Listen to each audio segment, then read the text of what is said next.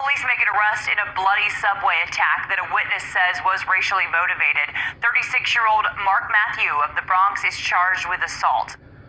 All right, first, this brother does not look like some crazy, drunken, transient lurking in the depths and the recesses of New York's subway system, like so many people you see down there when you go to New York. Mental illness and just the dregs of society, rejects, cast off, misfits, people that just live down there and operate down there during, because they haven't found a way to make their way in regular society. So they find their way to the underground recesses of the New York subway system, and they either panhandle, steal, talk to themselves, sleep, ride the train, get into trouble, lurk, be lecherous, and they're usually vagabond, scallywag type people. This brother got the gear on. He dressed like a rapper. He looked like one of these NBA players when they go into the game. When they're doing the walk-in from the parking deck to the locker room. Handsome brother. Sure, he could get any woman he wants, any race, and he's down there in the subway system attacking people. And I say people because this brother would attack a black person, he would attack a white person, he would attack a Hispanic person. He happened to attack an Asian person, so it's making the news. But trust me, a brother like this, 80 times out of 100, the person he attacked gonna be black. Okay? Now, randomly, probably more often, if it was a random attack, if words weren't exchanged, if it wasn't some kind of perceived slight or a disrespect or a look or some kind of aggression, if he was just like, man, I just feel like punching somebody, yeah, he would probably punch someone from another race, maybe white, Hispanic, or Asian. I'll give you that. But this brother right here, if you another brother or sister, and you know what I'm saying, he feels like he's been slighted or disrespected or looked at funny, he gonna attack you. Trust me. It's just the random attacks where he just like, I'm upset, I just want to punch somebody to vent, some random person to vent my frustration. Yeah, he gonna punch a white guy or Latino or Asian guy. I'll give you that. CBS 2's Natalie Duddridge spoke with the man who rushed in to help. We are blurring this picture of the bloody victim because it's so graphic. This 68-year-old man was randomly attacked on board a northbound 1 train Friday afternoon. Police say the attack is not yet being called a hate crime, but a witness thinks it was. He used the term MF Asian. Before anything happened, he was on top of him, and his blood was everywhere. George Okrepke was sitting across from the victim and says the attacker struck so suddenly, the victim barely had time to respond. Okrepke grabbed the suspect by the pants, but he got away. I quickly turned back to the victim and took a scarf I was wearing off and created a tourniquet and helped stop the bleeding. And isn't it good to have people like George Okrepke around? To tie tourniquets. You could do a man on the street survey in any Wakandan community, any Wakandan principality in the United States. and ask people what a tourniquet is, you probably gonna get 10% of the people know what a tourniquet is. About 1% know what it does.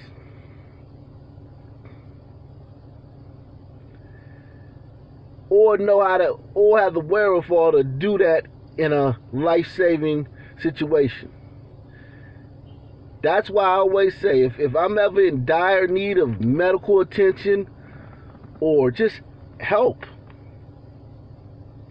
in a tough situation, I want some white people around. I want some white people around. Because white people spring into action. White people ain't just gonna look at you, tell you to get up. Don't leave me, don't leave. They ain't gonna pull out their phone and start recording. White person gonna come over there and start giving you chest compression. They gonna rip their shirt off, rip it up and tie it into a tourniquet. Those evil racist white people, they always, I'm telling you, man, and I've done, if you've been a member of this channel, and oh yeah, special shout out to TRS, man. A lot of people have been coming over here from TRS, telling me that, you know, TRS sent them over here. Salute to TRS, man. Salute to the evil racist supremacist over there for, you know, sending, you know, people to this black dude's channel. But listen, when you are in dire need, and I'm not talking about like, you know, you need directions. I'm talking about you choking. You're bleeding out. You're not breathing. You've lost consciousness. At the very least, a white person gonna call the police. Black people ain't gonna call the police. Now, ain't none of my business. So, listen. The George O. Krepkes of the world, and I'm talking, and I'm not saying that every white person is going to do this. I'm just saying that when a person does it, they'll be white. Do you understand the difference? Not every white person will do this. But if there's a group of people around when you're in one of those dire situations who does it, that person will be white.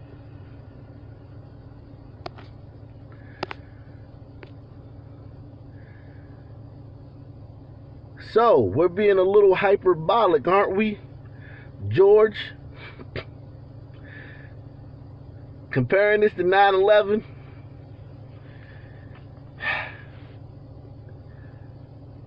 Relax, my man.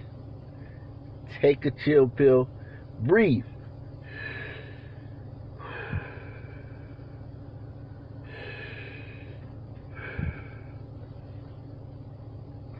Take it easy, my G. Chill out. Okay? Relax. This wasn't 9/11, Jack.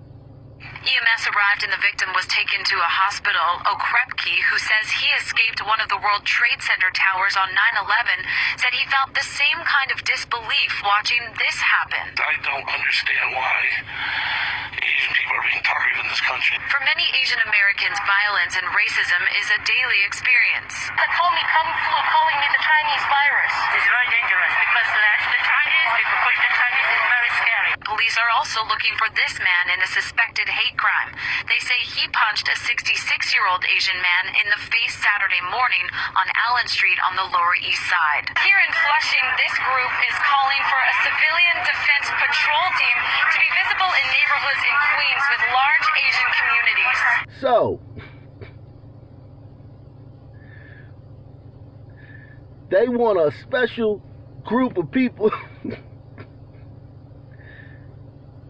a special group of people to protect them.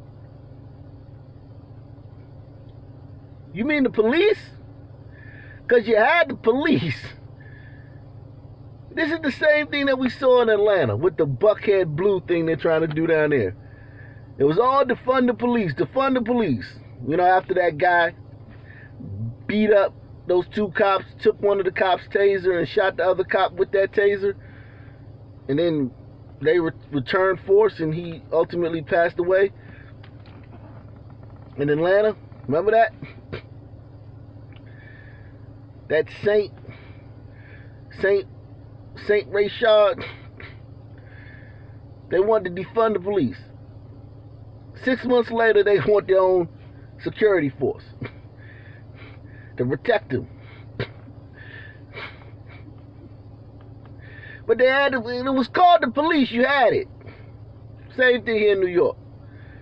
This is not about race. This is not about any racism. This is about the lack of police on the streets. New York defunded a lot of their units that would have gotten these guys off the streets. These guys would be in jail. First of all, if you had bail, without bail reform, if you still had to pay bail, they got rid of bail. Now you get out, you can rob a bank and you get out the next day in New York. Okay? Anything short of murder in the first degree, you getting out the next day. Okay? In New York City. So you have a lot of bad guys that would normally be in jail on the streets. Then you have the fact that they got rid of the 600-man gun unit. 600 cops were on the street in plain clothes. Had the thugs in New York terrified. The thugs in New York were terrified of this unit. Terrified. They was complaining to the NAACP. They had the NAACP and the Black Lives Matter. You know they doing a good job when Black Lives Matter and the NAACP start complaining about them. 600-man unit, cops, plain clothes, on the streets.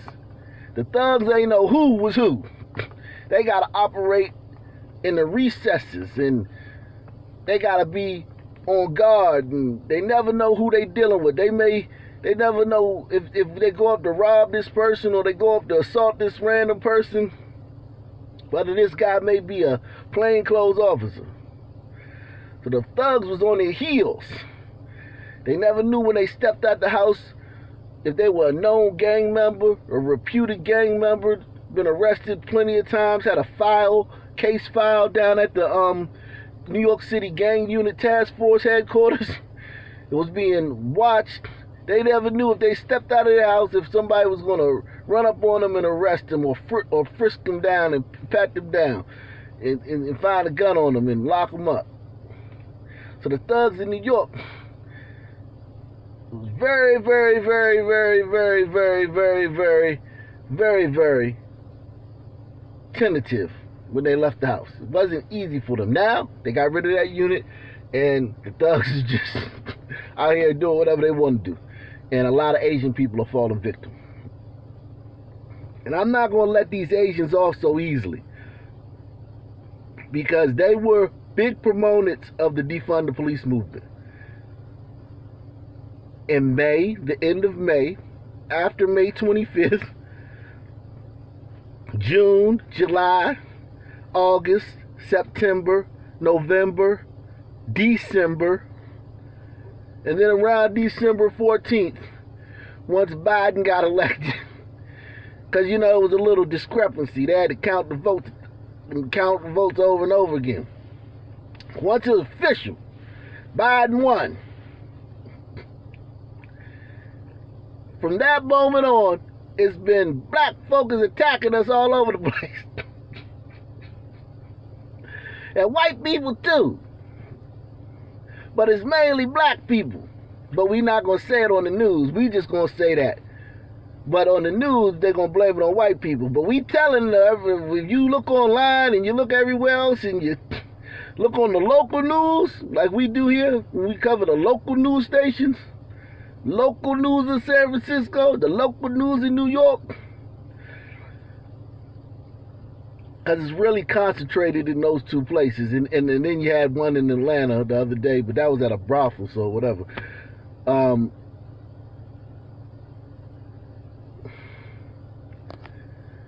But the local news is a bunch of Asian people talking about they getting attacked by black folk.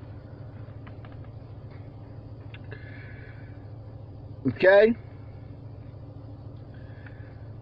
bunch of them, saying they being attacked by black folk. But for 6 months, these people were talking about defund the police, and they were talking about Black Lives Matter. Hard. They were all on board with the Black Lives Matter thing and the defund the police thing. And the George Floyd video was the worst thing they'd ever seen in their lives. And Rayshard Brooks didn't do nothing. Walter Wallace, he was a good boy. And Jacob Blake, all he wanted to do was put his knife under the seat of his car, and then he was going to give himself up by the cops after shoot him. They was all on board with all that when Trump was president. But when the day they counted up all the votes for the last time and said, look, we done with all this counting and all this regular back and forth. If you say Biden ain't the president, we deactivating your Twitter account. You cancel. And everybody shut up about it because nobody wanted to lose their Twitter account, their Facebook account, and get canceled. Everybody's all right, we ain't gonna talk about it no more. All of a sudden, what had been happening all that time, because this crime, this level of crime had started the day George Floyd died. Everything ramped up. I've been covering it. If you've been here the whole time. June, July, August, crime went through the roof almost immediately once the police came under attack. And once they became afraid to police. Everywhere, crime through the roof. Carjackings, everything went through the roof. Almost immediately. This is not something, these Asians didn't just start getting attacked like everybody else gets attacked. These Asians have been getting attacked right along with everybody else since June. Okay? And you see this one here with a picture of a Kai Gurley. A brother who would have probably attacked her.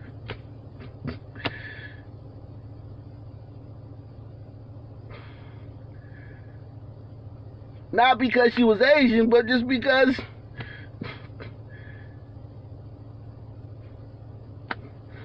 she was a lick.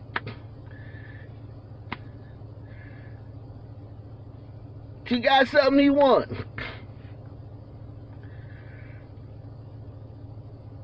But she's walking around with this homeboy's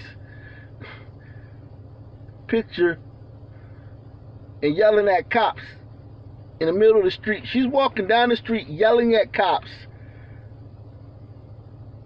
with a picture of some random homeboy from the hood because he was killed by cops for no other reason than being black, right? According to her. So the cops heeded her request and stepped back. The cops said, okay, you don't need us.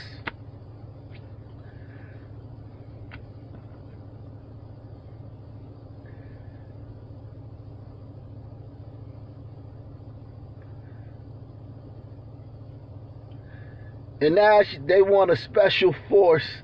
They doing that in San Francisco too. They want a special group of people to come escort them around while they walk through the city. Walk them to work. Walk them to the store. Every time they leave the house, they want a secure personal security guard.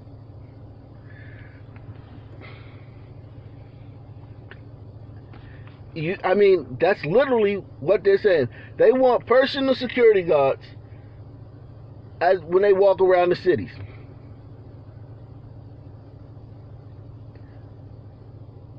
They don't want the black people who live in these communities with these people, who live in close proximity with these people, and always have to worry about getting shot and killed and robbed and carjacked. We don't get no security guard. With a patrol team to protect our community. And also, we try to group another Asian, like Korean, Indian, Philippine, and Thai, whoever can join us. We can be a volunteer. Also just sort of paid to do simple things like walk, take a subway, or be on the streets. So to know that there are people who care enough to literally stand by me, and it means a lot.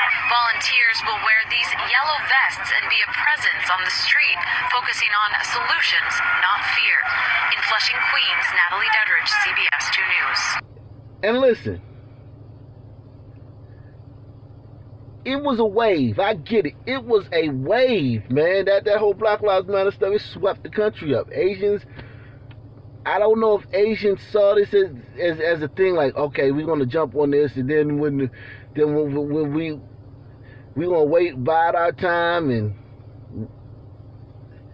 I don't know. I don't know what happened, what came first, the chicken or the egg. I don't know whether this is organic, this Stop Asian Hate movement is organic, because yes, more Asians are being attacked now. But that has nothing to do with racism. It's because more people in general are being attacked. Everybody's being attacked more. I could do a whole channel on the white people that get killed by black people every day. A whole channel. I could do an entire channel on that.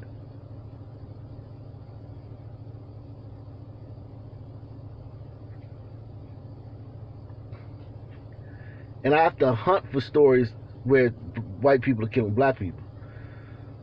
I have to hunt and peck for stories. I can't find them, really, unless it's a cop.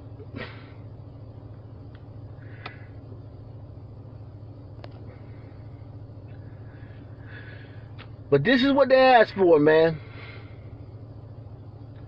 And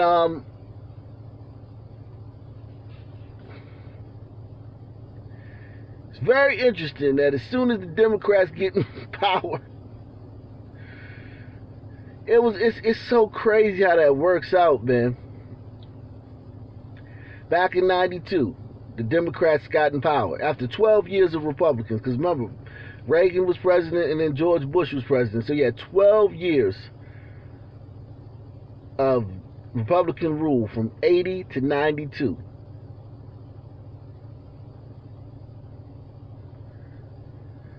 And they used Ross Perot, the third-party candidate, to help Bill Clinton get in office. Bill Clinton won the election. He got in office. First thing he did, Biden, write me up a crime bill, Joe. Joe, get your pen and paper and write me up a strict crime bill and lock all these Wakandans up.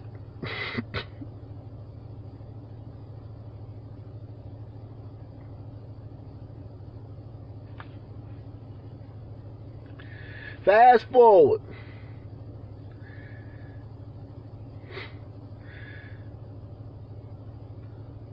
After 4 years of Trump, which seemed like 12 years to the liberals,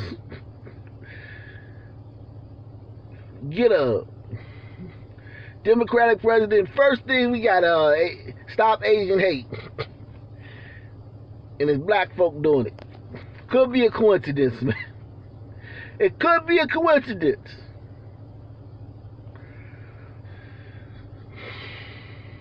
But these people, this is what they asked for, man. This is what they asked for. And they got it. Less police on the street.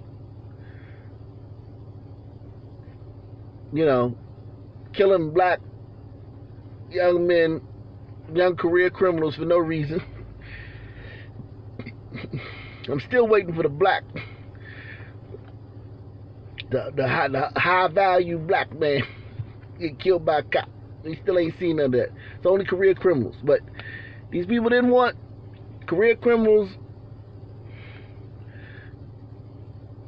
resisting arrest to sometimes, to very rarely, to almost once in a blue moon, to like basically 1 out of every 10 million interactions. They didn't want one career criminal while resisting arrest to be killed, and they felt that was a big enough situation that they had to get rid of all police, get rid of the police, defund the police. Well, now you got it. Asian Americans have weaponized our proximity to whiteness in order to murder black people. George Floyd and Latasha Harlins should be here today, but they aren't because of our individual actions and our collective inaction. We can't just blame white people for pitting us against each other either, because the fact of the matter is that Asian cultures have a huge colorism problem and a huge problem with black people. And I would be remiss if I didn't talk about this aspect of the conversation. Make sure you hit the like button. Make sure you subscribe. Make sure you take that $5 challenge. Make sure you light up that super chat. Only place you get news like this.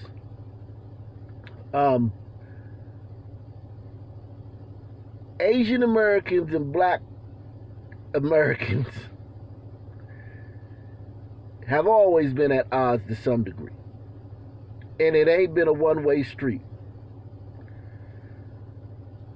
Asian Americans make a lot of money in the black community. A ton of it.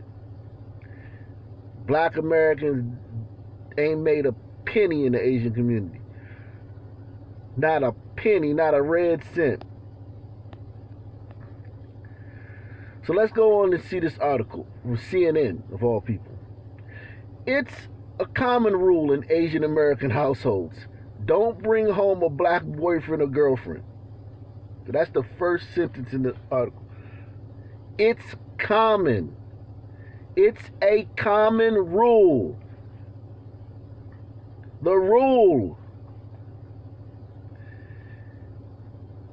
Black community, you bring home an Asian girl, you got a bad jump. People wondering what you doing. Everybody start crotch watching, like, what are you working with? He must got money. Their community, like many communities other than white, only community where you could come as a black, only community you could bring home a black person without it being a big deal is the white community. Facts. I'm 43. You'll find some that have that don't want you to bring home a black person, but not like these other people of color. It is nowhere. Get in the comment section. Hit 1 if you agree with me. It's nowhere close. White families having objections to their children bringing home a black mate. It's nowhere close to the objections that these other people of color, other groups of color have to their children bringing home a black African American mate. It's nowhere close. The most accepting group in this country of bringing home a black mate when their children bring home a black person as a mate. The most accepting group are white people. And again, for you idiots, I'm not saying that it's perfect or all. But if you lined all these groups up, white Americans, Asian Americans, Hispanics, whatever, Arab Americans, or Middle Eastern, whatever you want to call it, Indian Americans, and you had to rank them in order of being accepting of their children coming home with a sister or a brother. And like, yeah, I love them. And we gonna have a bunch of babies. Out of all them groups, white Americans are by far the most accepting of that. By far.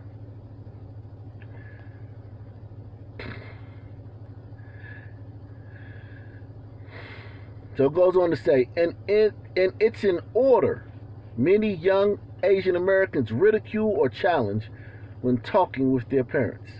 But it helps illustrate the racism and anti-blackness characteristics of some older Asian immigrants. Joyce Kang, you can't make this up. Joyce Kang.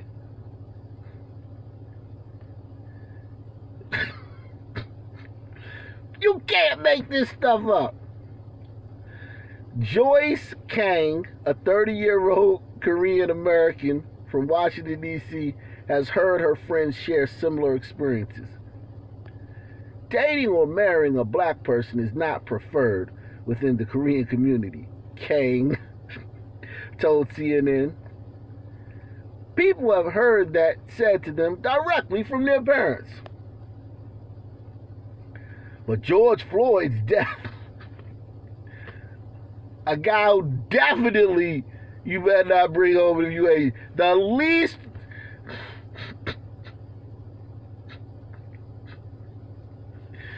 Oh my God.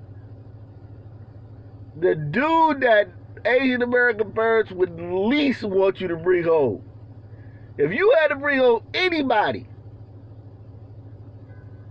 he would be the last person the Asian American parents would bring home. His death and the nationwide protests supporting the Black Lives Matter movement have helped change the discussion. God, dog.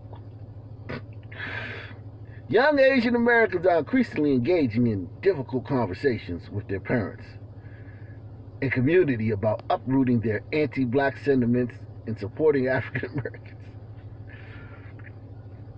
So this must have been where all the wokeness came from, because this was in June. So this is all the wokeness came from.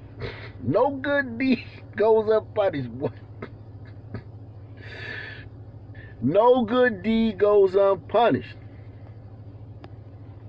Kang decided to help by joining the Letters for Black Lives project and translating the open letter into Korean. The letter was written in 2016 after the shooting of Philando Castile, a black man who died during a routine traffic stop. Recently, however, it has been rewritten to include Floyd's death and to better reflect the current state of the nation.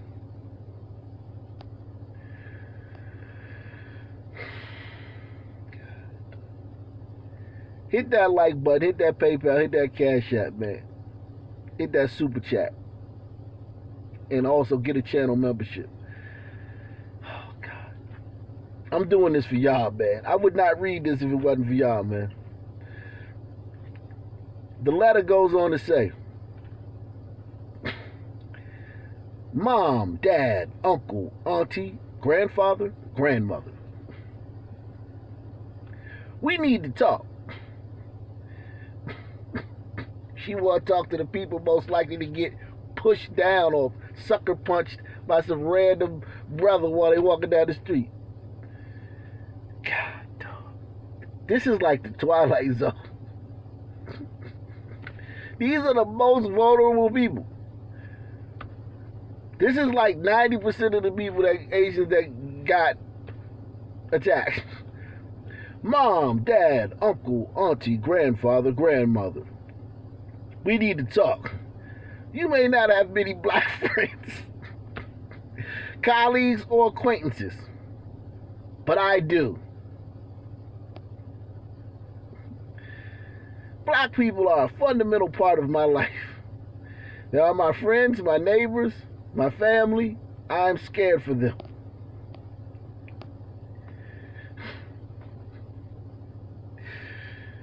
Kang is one of the more than 330 people who helped translate the letter into 26 languages, including Chinese, Japanese, Khmer, Lao, Nepali, Tagalog, and Burmese.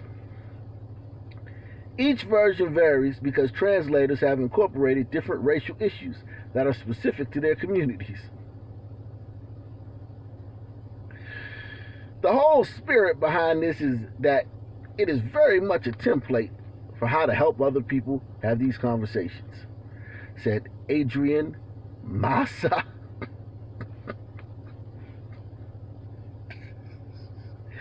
Varkaidi. So we got Kang and we got Massa.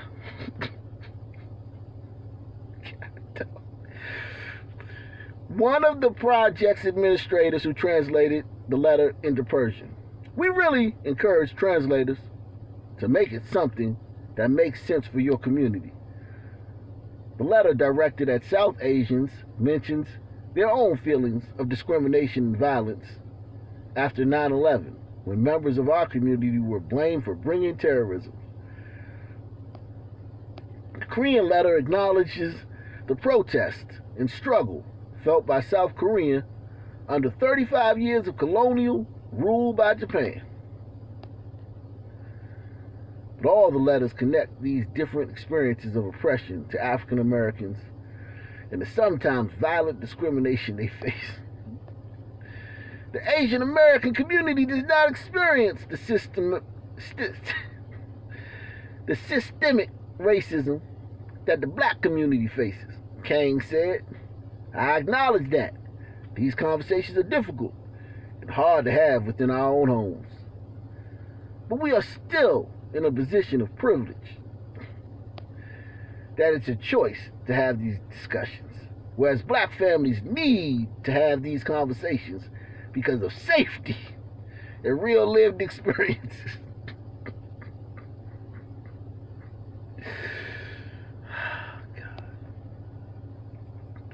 The letters have been shared widely on Instagram, Facebook, and Twitter. And both Kang and Varkani say they have heard stories of how the letters have opened up this difficult dialogue between different generations. Yulan Lin, a software engineer from California. I thought they said they had black colleagues and co-workers. Anyway, Yulan Lin, a software engineer from California, shared the letter with her grandfather, who grew up in Japanese-occupied Taiwan and only heard the American exceptionalism version of U.S. history.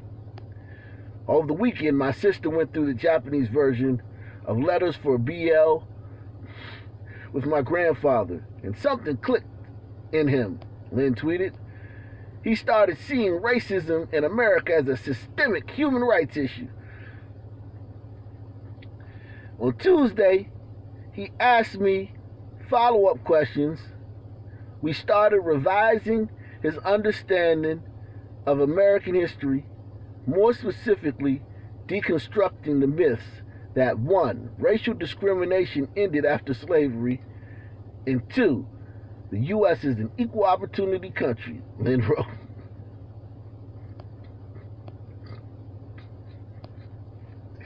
I can't do no more of this, man. I'm sorry, man. I'm sorry, man. I'm sorry, man. Now these same people are talking about they need personal bodyguards.